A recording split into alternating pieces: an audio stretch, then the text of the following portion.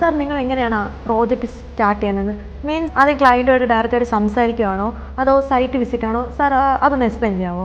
നമ്മൾ ഫസ്റ്റ് എങ്ങനെയാണ് client contact ചെയ്തത്. അപ്പോൾ നമുക്ക് വരുന്ന എൻക്വയറീസ് ഒരു 80-90% നമ്മൾ ചെയ്ത പ്രൊജക്റ്റുകളെ ബേസ് ചെയ്തായിരിക്കും. ഇപ്പം നമ്മളൊരു പ്രൊജക്റ്റ് തീർത്ത് അതൊരു ഹൗസ് വാമിങ്ങിനൊക്കെ എത്തുമ്പോൾ അവിടെ വരുന്ന അവരുടെ റിലേറ്റീവ്സ്, ഫ്രണ്ട്സ്, അവരുടെ കെയർ ഓഫിലായിരിക്കും ഒരു 80% ഓഫ് വർക്കുകൾ വരുന്നത്.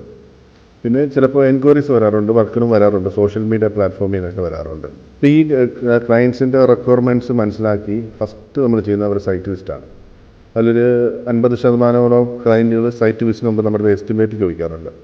എങ്ങനെയാണ് നിങ്ങൾ പ്രൊജക്റ്റ് അസൈൻ ചെയ്യുന്നത്, അതിൻ്റെ ഡീറ്റെയിൽ പ്രൊസീജിയർ വർക്ക് ചോദിക്കാറുണ്ട്. അപ്പോൾ ഇവരെപ്പോഴും മനസ്സിലാക്കിയിരിക്കേണ്ടത് ഫസ്റ്റ് നമ്മൾ ചെയ്യുന്നത് സൈറ്റ് വിസിറ്റാണ്. കാരണം അവരുടെ ക്ലയൻറ്റിൻ്റെ പോയിൻ്റ് ഓഫ് വ്യൂ മനസ്സിലാക്കി അതിന് മാച്ചായ ഒരു എലിവേഷൻ, ഇപ്പോൾ കണ്ടംപററി ആണോ, ട്രഡീഷണൽ ആണോ, ട്രോപ്പിക്കൽ ഡിസൈൻ ആണോ എന്നൊക്കെ മനസ്സിലാക്കിയതിന് ശേഷം ആ ഒരു ഡിസൈൻ ആ പ്ലോട്ടുമായിട്ട് അഡോപ്റ്റ് ആകുമോ.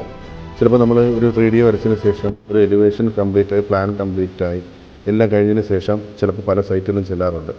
ചെല്ലുമ്പോൾ ഇപ്പോൾ ട്രോപ്പിക്കൽ ഡിസൈന് നമുക്ക് വരച്ചെല്ലാം ഓക്കെ ആയി, ക്ലയൻറ്റിന് ഇഷ്ടപ്പെടും, പക്ഷേ ഐ കോൺടാക്റ്റ് കിട്ടില്ല, വീട് ഭയങ്കര പൊക്കമായി പോകും. അപ്പോൾ അങ്ങനെയുള്ള സ്ഥലങ്ങളിലൊക്കെ നമ്മൾ അഡ്വാൻസ് ആയിട്ട് മുമ്പേ ചെന്ന് കഴിഞ്ഞാൽ പിന്നെ ഭൂമിയുടെ സ്ലോപ്പ്, ചരിവ് പ്രതലം, പിന്നെ അതിൻ്റെ സോയിലിൻ്റെ ബിയറിംഗ് കപ്പാസിറ്റി ആൻഡ് സ്ട്രെങ്ത്, ഇതൊക്കെ ഒന്ന് മനസ്സിലാക്കാനായിരിക്കും ഫസ്റ്റ് സൈറ്റ് വിസിറ്റ് ചെയ്തിട്ടതിന് ശേഷം ബാക്കി നമ്മൾ കാര്യങ്ങൾ കണ്ടുപോകുന്നത്.